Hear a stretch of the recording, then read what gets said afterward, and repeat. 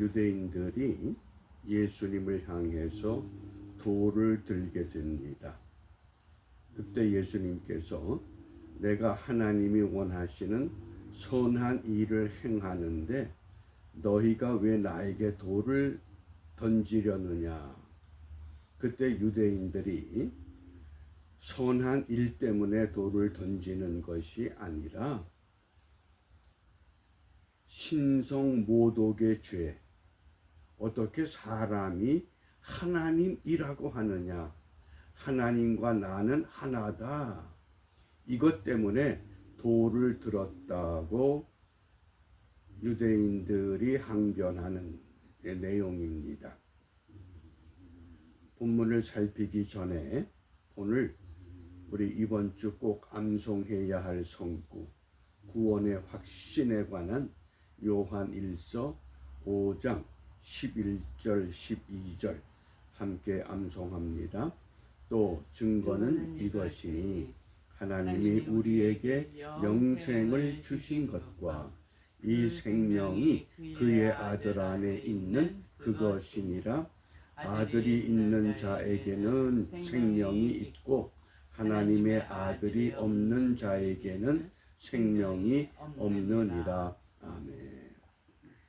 예수님이 있으면 생명을 얻고 예수님이 없으면 생명이 없다고 하는 것.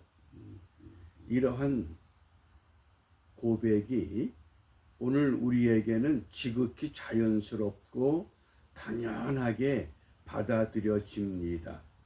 그러나 예수님 당시에는 예수님이 생명이다, 예수님이 영생을 준다, 이건 도저히 용납하기 어려운 내용입니다. 그런 배경 속에서 오늘 이 요한복음 10장 33절 말씀을 봅니다. 유대인들이 대답하되 선한 일을 인하여 우리가 너를 돌로 치려는 것이 아니라 참남함을 인함이니. 여기 참남함, 우리 한글 개역 성경에서 참남함을 다른 용어로 회방함 이렇게도 번역합니다. 같은 단어입니다. 참남함, 회방함. 참남함을 인함이니 네가 사람이 되어 자칭 하나님이라 함이로라. 우리가 예수님 당시에 유대인들의 풍습을 이해를 해야 이 말씀을 정확히 이해할 수가 있습니다. 예수님 당시의 유대인들, 특별히 서기관들, 에세네파와 같은 믿음을 주장하는 사람들, 그들이 오늘날처럼 성경이 책으로 많이 보급되는 시대가 아니라 파피루스나 또 양피지, 이 가죽에 하나님의 말씀을 한자 한자 기록하게 됩니다. 말씀을 필사하게 될 때 여호와라는 단어가 나옵니다. 그러면 그 단어를 쓰질 못하고 다 그 필사하던 사람이 먼저 가서 머리부터 발끝까지 몸을 정결하게 씻고 와야 됩니다. 그 다음에 여호와라는 단어를 하나하나 쓰게 됩니다. 만약 이렇게 쓰다가 한자가 틀리면 이제까지 쓴 것이 전부 다 무효가 돼서 다시 써야 됩니다. 그런 시대입니다. 그러니까 예수님께서 하나님과 내가 하나다 이렇게 선포할 때 그걸 받아들이기가 어렵습니다. 그러니까 유대인들이 돌을 든 겁니다.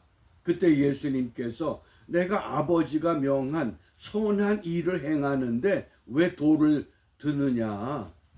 선한 일 때문에 표적을 행하고 뭐 이런 것 때문이 아니다.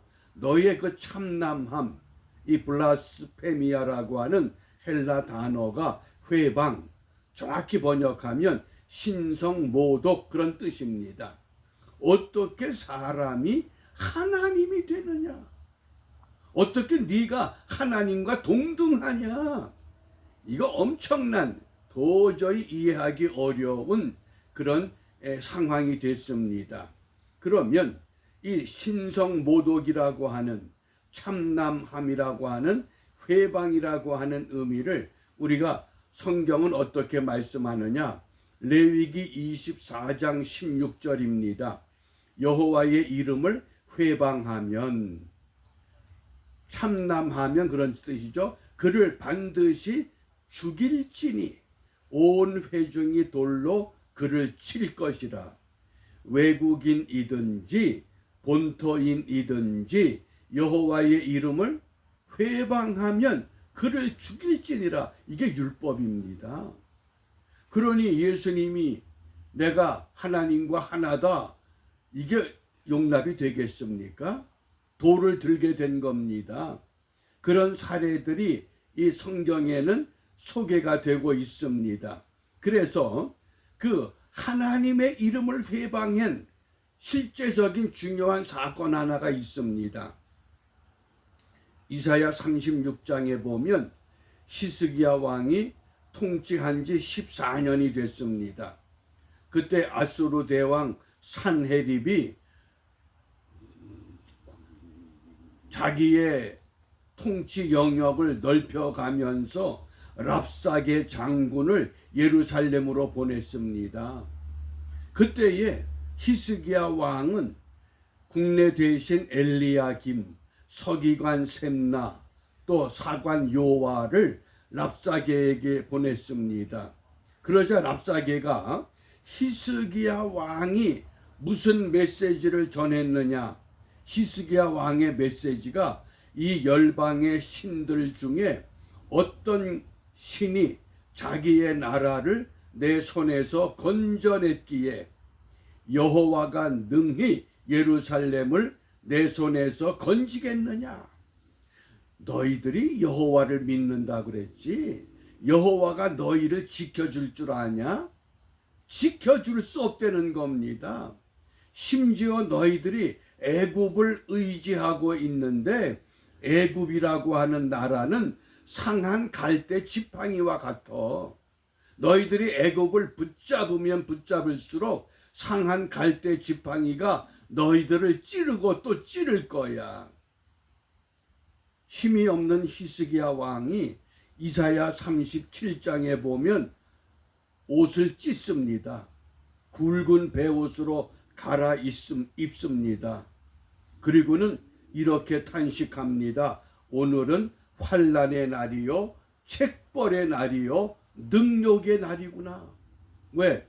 아수르 대왕 산헤립이 예루살렘을 향해서 여호와 이름을 회방해도 대적할 만한 힘이 없는 겁니다. 그러면서 아이를 낳아야 되는데 아이를 낳을 산모가 힘이 없다는 겁니다. 이 지경이 됐구나. 그러면서 히스기야 왕이 이 엘리야김과 셈나와 요와를 누구에게 보내느냐? 아모스의 아들 선지자 이사야에게 보냅니다. 우리가 지금 이 지경이 됐으니 우리도 기도할 테니 당신도 우리 남은 자를 위해서 기도하시오. 기도를 부탁한 겁니다. 그래서 이제 왕을 비롯해서 그 궁궐의 모든 대신들, 선지자 이사야, 그들이 힘을 모아서 기도합니다. 그 기도한 결과가 어떻게 나타나느냐? 이사야 37장 17절에 보면 여호와여 귀를 기울여 들으시옵소서, 여호와여 눈을 떠 보시옵소서. 산헤립이 사자로, 이게 보낸 사람들을 말합니다. 천사가 아닙니다.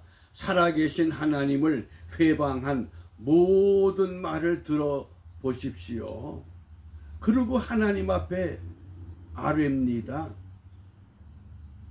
방법이 없습니다. 싸울 힘이 없습니다. 그때에 히스기야 왕의 기도의 결과를 하나님이 이렇게 말씀하셨습니다. 이사야 37장 36절 37절 우리 다 같이 함께 읽습니다. 여호와의 사자가 나가서 아수르 진중에서 18만 5천인을 쳤으므로 아침에 일찍이 일어나 본즉 시체뿐이라. 이에 아수르 왕 사네립이 떠나 돌아가서 니느웨에 거하더니. 하나님의 천사들이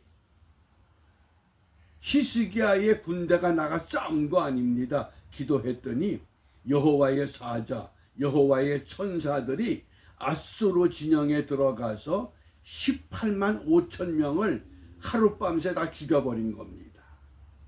그러니 이 아수르 대왕 사네립이 싸울 군사가 없기 때문에 니느웨로 갔다는 이야기입니다. 믿어지십니까? 이게 믿음입니다. 어떤 위기가 있고 사람의 힘으로 해결하지 못할 곤고한 일이 우리 앞에 닥쳐왔을 때 낭망하고 실망하는 어리석은 사람이 아니라 히스기야처럼 옷을 찢고 굵은 베옷을 입고 하나님 앞에 나아가 간구합니다. 하나님, 오늘이 능력의 날입니다. 책벌의 날입니다. 환난의 날입니다. 아이를 낳아야 하겠지만 힘이 없나이다. 그리고 하나님 앞에 기도한 결과 생각도 못한 하나님의 방법, 하나님이 함께 하시면 문제가 없습니다. 그런데 하나님은 늘 우리와 함께 하고 있습니다. 문제는 하나님이 함께 하신다는 것을 내가 믿지 못하는 것뿐입니다. 그러므로 우리의 믿음 없음을 자책하면서 히스기야처럼 문제가 닥쳤을 때 내가 어떤 믿음의 자세를 취해야 하는가, 우리가 이것을 분명히 다짐할 수 있기를 바랍니다. 그러므로 이 아침에 우리가 무엇을 기도하느냐?